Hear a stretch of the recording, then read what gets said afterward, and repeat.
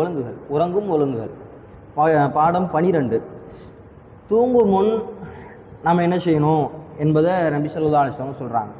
நமக்கு என்ன தெரியும்? தூங்கும்போது அல்லாஹும்ம பிஸ்மிக அமுத்து அஹ்யா இதான் சொல்லணும்னு தெரியும். ஆனால் சில ஒழுங்குகள் இருக்கின்றது. நபி ஸல்லல்லாஹு அலைஹி வஸல்லம் என்ன செய்கிறாங்க? விளக்குகளை அணைக்க சொல்கிறாங்க. உறங்கும் முன் என்ன செய்யணும்?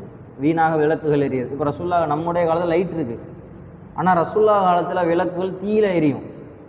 அப்போ என்ன ஆகும்?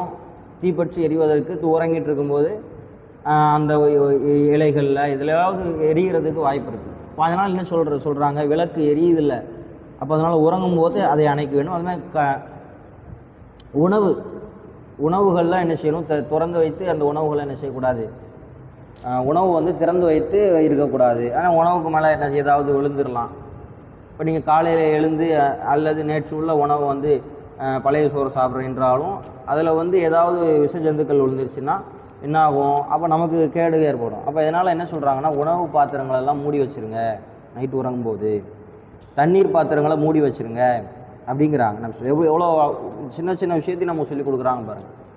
உறங்கும்போது நம்ம என்ன செய்யணும்? உறங்கும்போது தூக்கம் வந்துடுச்சுன்னு வந்து படுத்துடுறோம். ஆனால் உறங்கும்போது பார்க்கணும், சுற்றி என்னெல்லாம் வேஸ்ட்டாக ஆகுது, உணவுலாம் சரியாக இருக்குதா, அப்போ கதவெல்லாம் மூடி இருக்குதா, அப்போது விளக்குகள் தேவையில்லாமல் என்ன செய்யுது? விளக்குகள் எரியுதா, அப்போ இதெல்லாம் என்ன செய்யணும்? கவனிக்க வேண்டும் என்று நபி ஸல்லல்லாஹு அலைஹி வஸல்லம் சொல்கிறாங்க. இப்போ ஹதீஸ் எப்படி வருது? நீங்கள் உறங்கும்போது விளக்குகளை அணைத்து விடுங்கள், கதவுகளை மூடிவிடுங்கள், தண்ணீர் பைகளை சுருக்கிவிட்டு, பை தானே தண்ணீர் பையில் வச்சுருந்துருப்பாங்க, தண்ணீர் பைகளை சுருக்கிவிட்டு மூடிவிடுங்கள், உணவையும் பானத்தையும் மூடி வையுங்கள். அப்படி மூடுவதற்கு எதுவும் கிடைக்காது, அது மேலே ஒரு குச்சியாச்சும் வைங்க, ஏதாவது உள்ள வந்து விழுந்துடாத மாதிரி ஒரு குச்சியாச்சும் மேலே வைங்கன்னு சொல்கிறாங்க. அந்தளவுக்கு வந்து ஒழுக்கத்தை பேண சொல்கிறாங்க. அதே மாதிரி எண்ணெய் விளக்காக இருந்தால் அதையும் அணைக்கணும், எண்ணெய் விளக்குகளை அணைக்கணும்னு சொல்கிறாங்க. அடுத்து தூங்கும் முன் பேண வேண்டிய இன்னொரு ஒழுங்கு என்னென்னா உழு செய்தல். நம்ம என்ன செய்கிறோம்? நோட்டில் எழுதுகிறோம்ல, அது ரசூலா சொல்லி கொடுத்தது தான். என்ன சொல்கிறாங்க அப்படின்னா, நீ உன்னுடைய படுக்கைக்கு சென்றால், நபி ஸல்லல்லாஹு அலைஹி வஸல்லம் அவர்கள் கூறுகிறார்கள், இதா அதைத்த, நீ படுக்கைக்கு சென்றால் தொழுகைக்கு உழு செய்வதை போன்று, எப்படி தொழுகைக்கு உழு செய்வோமோ, எப்படி இரண்டு கைகளை கழுவி முகத்தை கழுவி வாயை சுத்தம் செய்து முகத்தை கழுவி 2 முட்டுக்கை வரைக்கும் கழுவுறோமோ, கால் வரைக்கும் சுத்தம் செய்கிறோமோ, அதே மாதிரி தொழுகைக்கு உழு செய்வதை போன்று உழு செய்து கொள். பரா பின் ஆசிப் ரலியல்லாஹு அன்ஹு அவர்கள் அறிவிக்கின்றார். அதற்கு பிறகு தூங்கும் விரிப்பு இருக்குல்ல, விரிப்பு,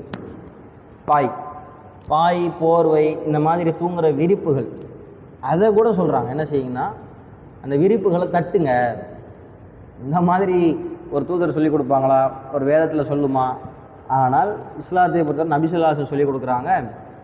எப்படி சொல்லிக் கொடுக்குறாங்க? உறங்குவதற்கு முன்னால் இந்த ஒழுங்குகளை கடைப்பிடிங்க அப்படிங்கிறாங்க. இது ஏதோ புத்தகத்தில் எழுதுன அச்சிட்ட இது கிடையாது. நம்மளாம் மனிதர்கள் நம்மளாம் இப்படி வாழுங்க அப்படின்னு சொல்லி ஒழுக்கத்தை தனியாக சொல்லி கொடுக்குறாங்க. ஒழுக்கம் என்பதற்காக தனி புத்தகம் எழுதுகிறாங்க. இதெல்லாம் செய்யணும், இதெல்லாம் இப்போ ஒரு பெர்ஃபெக்டான வாழ்க்கை வாழ்கிறதுக்கு என்னெல்லாம் செய்யணும்னு தனியாக என்ன செய்கிறாங்க? படிக்கிறாங்க. ஆனால் மார்க்கத்தை பொறுத்தளவு வந்து ஒழுங்கல் ரசூல்லா வாழ்க்கையே ஒவ்வொரு ஒழுங்கலாக சொல்லி கொடுத்துருக்காங்க. தூங்கும் விரிப்பை வந்து என்ன செய்யுங்கன்னா, உறங்குவதற்கு முன்னால் அது எத்தனை தடவை சொல்கிறாங்க? 3 முறை தட்ட வேண்டும். நீங்கள் படுக்கைக்கு சென்றால் உங்கள் ஆடையின் ஓரத்தால் 3 முறை விரிப்பை தட்டி விடுங்கள். ஏன்? அதில் ஏதாவது பூச்சிகள் இருக்கலாம், கிருமிகள் இருக்கலாம், ஏதாவது வந்து உட்கார்ந்து அப்போ அசுத்தம் இருக்கலாம். அப்போ அப்படியே உறங்கி விடாமல் அந்த போர்வை என்ன செய்யுங்க? உதறி 3 முறை தட்டி விடுங்கன்னு சொல்கிறாங்க. அப்போ இதையும் சொல்லி கொடுக்குறாங்க. அதற்கு பிறகு விரிப்பை தட்டுறீங்கள்ல, உதறீங்கள்ல, அது அப்படி தட்டும்போது கூட பிஸ்மில்லா சொல்லி தட்டுங்க. உங்களில் ஒரு படுக்கைக்கு சென்றால் ஆடையின் ஓரத்தால் பிஸ்மில்லா என்று கூறி 3 முறை விரிப்பை தட்டி கொள்ளட்டும். ஏனெனில் அவர் காலையில் எழுந்த பின் அதில் என்ன நுழைந்திருக்கும் என்பதை அவர் அறிய மாட்டார். காலையில் நீங்கள் தூங்கி எழுந்துச்சு போயிடுவீங்க, அப்படியே போயிடுவீங்க. அப்போ அதுக்குள்ளே என்ன வந்து இருக்கும் உங்களுக்கு தெரியாது. அப்போ நீங்கள் உதறிட்டு தூங்கினா அது உங்களுக்கு நல்லது தானே. அப்போ நம்ம நல்லதுக்கு தான் சொல்கிறாங்க அல்லாஹ் அப்படி தருவாங்க. அதில் என்ன நுழைஞ்சிருக்குன்னு உங்களுக்கு தெரியாது. அதனால் நீங்கள் உதறிட்டு என்ன செய்யுங்க? சுத்தம் செஞ்சுட்டு தூங்குங்கிறாங்க. அடுத்து இன்னும் ஒழுங்கால இன்னும் பாதுகாப்புக்கு சொல்கிறாங்க.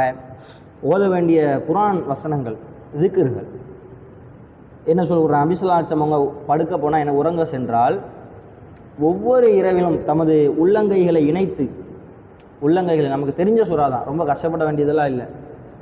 குல் ஹுவல்லாஹு அஹத், குல் ஹுவல்லாஹு அஹத் அல்லாஹு ஸமத் லம் யலித் வலம் யூலத் வலம் யகுல் லஹு குஃபுவன் அஹத், சூரா இஹ்லாஸ் அந்த சூறாவையும், குல் அவுது பிரப்பில் ஃபலக் அதே மாதிரி குல் அவுது பிரப்பின் நாஸ், கடைசி குர்ஆனில் உள்ள 114 அத்தியாயங்கள் இருக்கிறது.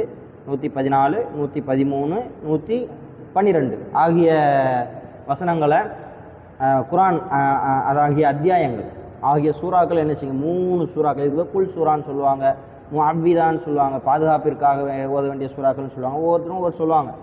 அப்போ இந்த கடைசி இறுதி ரொம்ப கஷ்டமாலாம் ஒன்று கிடையாது. குல்ஹுவல்லாஹு, குல்ஹுவது பிரப்பினாஸ், குல்ஹுவது பிரப்பில் ஃபலக், அந்த 3 சூறா இருக்குல்ல, இந்த 3 சூறாக்களையும் ஓதி நபி ஸல்லல்லாஹு அலைஹி வஸல்லம் என்ன செய்வாங்கன்னா, தம் இரு கைகளால் எட்டும் அளவிற்கு தமது உடல் இயன்ற அளவிற்கு ஓதி அப்படின்னு செய்வாங்க, உடம்புல தடவிக்கொள்வார்கள். பிறகு தமது உடலின் முன்பகுதியில் கைகளால் தடவிக்கொள்வார்கள். இவ்வாறு 3 முறை செய்வார்கள். இப்போ குல் சூறா ஓத சொல்கிறாங்க, 3 குல் சூறாவும் ஓதுங்க. 3 குல் தானே ஆரம்பிக்குது. இந்த குல் சூறா இறுதி 3 அத்தியாயத்தினுடைய சூறாவையும் ஓதுங்கன்னு சொல்கிறாங்க. அதற்கு பிறகு அதே மாதிரி வரக்கூடிய செய்தி நிறைய இருக்குது, இதே அர்த்தத்தில் வரக்கூடிய ஹதீஸ் நிறைய இருக்குது. இன்னொன்று என்ன ஓதணும் அப்படின்னா, ஆயத்துல் குர்சி. ஆயத்துல் குர்சி தெரியுமா எல்லாருக்கும்? முக்கியமான நிறைய பேருக்கு இப்போ நமக்கு ஆயத்துல் குர்சி தெரியதில்லை. அல்லாஹு லா இலாஹ இல்லாஹுல் ஹய்யுல் கய்யூம் லா தஅஹுதுஹு சினத்தும் வலா நௌம். அது அதனுடைய பொருள் மிகவும் அல்லாஹ்வை பற்றி மிகவும் உயர்தரமாக சொல்லக்கூடிய ஒரு பொருள். சினத்தும் வலா நௌம், அவனுக்கு சிறுதூக்கம் கிடையாது, பெருதூக்கம் கிடையாது. அல்லாஹ்வை பற்றி போல் அந்த ஆயத்துல் குர்சியை ஓதிட்டு தூங்குங்க. அது உங்களுக்கு ஹதீஸ் எப்படி வருது? அபூ ஹுரைரா ரலியல்லாஹு அன்ஹு அவர்கள் அறிவிக்கின்றார்கள், நூல் புகாரி, ரம்லானுடைய ஜகாத் பொருளை பாதுகாக்கும் பொறுப்பை நபி ஸல்லல்லாஹு அலைஹி வஸல்லம் அவர்கள் என்னிடம் ஒப்படைத்தார்கள். அபூ ஹுரைரா ரலியல்லாஹு அவங்கள்ட்ட ஒப்படைக்கிறாங்க. என்ன ஒப்படைக்கிறாங்க? ஜகாத்துடைய பொருளை பாதுகாப்பாக வச்சுருங்க. அப்போ இரவுல நைட்டு ஒருத்தன் வரான், அந்த உணவுப் பொருளெல்லாம் அப்படியே எடுக்கிறான், திருட பார்க்குறான். அல்லலானான், உடனே நான் அவனை பிடித்து கொண்டேன். அபூ ஹுரைரா ரலியல்லாஹு உடனே பிடிச்சிட்டான், திருடன் பிடிச்சிட்டாங்க. பிடிச்ச உடனே உன்னை அல்லாஹ்விடம் தூதரிடம் சென்று இழுத்துட்டு என்னை என்ன பண்ணுறேன் பார் அப்படின்னு சொல்லி சொல்கிறாங்க. உடனே அப்போ இந்த முழு நிகழ்ச்சியை விவரமாக அவர் சொல்கிறார். இறுதியில் அவன் சொல்கிறான், இது பெரிய ஹதீஸாக வரும். அப்போ இறுதியில் அவன் சொல்கிறான், நீங்கள் படுக்கை, அதாவது என்னென்னா, என்னை சொல்லிடாத, நான் இனிமேல் செய்ய மாட்டேன்னு சொல்லுவான். அவன் திரும்பவும் வருவான், திரும்ப மறுபடியும் செய்வான். இல்லை, நான் ரொம்ப கஷ்டத்தினால தான் செய்கிறேன், வேறு வழி இல்லாமல் அப்படின்னு சொல்லி கஷ்டத்தை சொல்லி சரி விட்டுருவாங்க. அபூ ஹுரைரா ரலியல்லாஹு அன்ஹு மறுபடியும் விட்டுருவாங்க, 3 முறை விட்டுருவாங்க. அப்போ அடுத்த முறை அதுக்கப்புறம் ரசூல்லாட்ட சொல்லும்போது, வந்தது யார் தெரியுமா? வந்தது ஷைத்தான் அப்படிமா. ஷைத்தான் என்ன சொல்லியிருப்பான் அப்படின்னா, ஆயத்துல் குர்சி நான் அவனுக்கு ஒன்று சொல்லித்தரேன் அப்படின்னு சொல்லுவான். அப்போ இறுதியில் அவன் நீங்கள் படுக்கைக்கு சொல்லும்போது அவன் சொல்லுவான், என்னை விட்டு சொல்லி சொல்லும்போது ஆயத்துல் குர்சியை ஓதுங்கள். ஆயத்துல் குர்சி அந்த செய்தியில் முழுமையாக படிச்சு 32:75 இருக்குது புகாரியில். உங்களோட ஒரு பாதுகாவல் ஆயத்துல் குர்சியை ஓத சொல்லியிருப்பான். ஷைத்தானும் சில நேரத்தில் என்ன பண்ணுறான், இந்த மாதிரி ஷைத்தான் இது சொன்னது ஷைத்தானாக இருந்தாலும் சொன்ன விஷயம் என்னது, உண்மை. அப்போ ஆயத்துல் குர்சியை ஓதுங்கள். அவ்வாறு ஓதினால் உங்களுடன் ஒரு பாதுகாவலர் வானவர் ஒருவர் இருந்து கொண்டே இருப்பார். காலை நேரம் வரும் வரை ஷைத்தான் உங்களை நெருங்க மாட்டான் என்று என்னிடம் சொன்னான். அபூ ஹுரைரா ரலியல்லாஹு அன்ஹு சொன்னான். காலை இது வரைக்கும் நெருங்க மாட்டான் அபூ ஹுரைரா ரலியல்லாஹு அன்ஹு சொல்கிறான் ஷைத்தான். இதை நபி ஸல்லல்லாஹு அலைஹி வஸல்லம் அவரிடம் சொன்னபோது, அவன் பொய்யனாய் இருந்தும், அவன் பொய்யன்தான் இருந்தும் உங்களிடம் உண்மை பேசியுள்ளான், தப்பிக்கிறதுக்காக அவன் ஷைத்தான் தான் என்று கூறினார்கள். இப்போ இந்த ஹதீஸ் இப்படி வருது. அப்போ இதில் என்ன தெரியுது? இந்த ஹதீஸில் இருந்து ஆயத்துல் குர்சியை இரவுல ஓதுனா அது உங்களுக்கு ஷைத்தானிடம் இருந்து அவன்கிட்ட இருந்து பாதுகாப்பு தேடுறதுக்கு அவனே என்ன செய்யறான், சொல்லிக் கொடுக்குறான். அப்போ பாதுகாப்பு தேட சொல்லிக் கொடுக்குறான். அடுத்த ஆயத்துல் குர்சி சம்பந்தமாக வரக்கூடிய அல்லாஹு லா இலாஹ இல்லாஹுல் ஹய்யுல் கய்யூம் வரக்கூடிய இந்த ஆயத்துல் குர்சி. அதற்கு பிறகு அல் பக்ராவுடைய இறுதி 2 வசனங்கள். அல் பக்ரா சூரா இருக்குல்ல, 2வது சூரா, ஃபாத்திஹாவுக்கு அப்புறம் அல் பக்ரா. அல் பக்ராவினுடைய இறுதி 2 வசனங்கள் அது எப்படி ஆரம்பிக்கும்? அதுவும் முக்கியமான, நீங்கள் மனனம் செய்ய வேண்டிய ஒன்று. இது சிலர் மனனம் செய்யலை. ஆமனர் ரசூல் பிமா உன்சில இலைஹி மிர் ரப்பிஹி வல் முஃமினூன் குல்லுன் ஆமன பில்லாஹி வ மலாயிகத்திஹி வ குதுபிஹி என்று ஆரம்பிக்கக்கூடிய இந்த நபி ஸல்லல்லாஹு அலைஹி வஸல்லம் சொல்கிறாங்க, இந்த 2 வசனங்களை யார் இரவு நேரத்தில் ஓதுகின்றாரோ, இந்த 2 வசனங்களை யார் இரவு நேரத்தில் ஓதுகின்றார்களோ அந்த 2ம் அவருக்கு மனிதன் மற்றும் ஜின்னினத்தாரின் தீங்கிலிருந்து பாதுகாக்க போதுமானதாக ஆகிவிடும். இது அபூ மஸ்ஊத் ரலியல்லாஹு அன்ஹு அறிவிக்கிறாங்க. என்ன சொல்கிறாங்க? இறுதி 2 வசனம் சூரா பக்ராவினுடைய 2 இறுதி வசனம் அது படித்து பாருங்கள். அதை வந்து மனப்பாடம் பண்ணணும் எல்லாரும். ஆமன ரசூல் பிமா உல்சி இலைஹி மிர் ரப்பிஹி வல் முஃமினூன் குலுனா, அதிலிருந்து ஆரம்பித்து வயலையில் மசீர் வரைக்கும் முடியும் நினைக்கிறேன். அதை நீங்கள் என்ன செய்யுங்க, அதை நீங்கள் இரவில் ஓதுங்கன்னு சொல்கிறாங்க.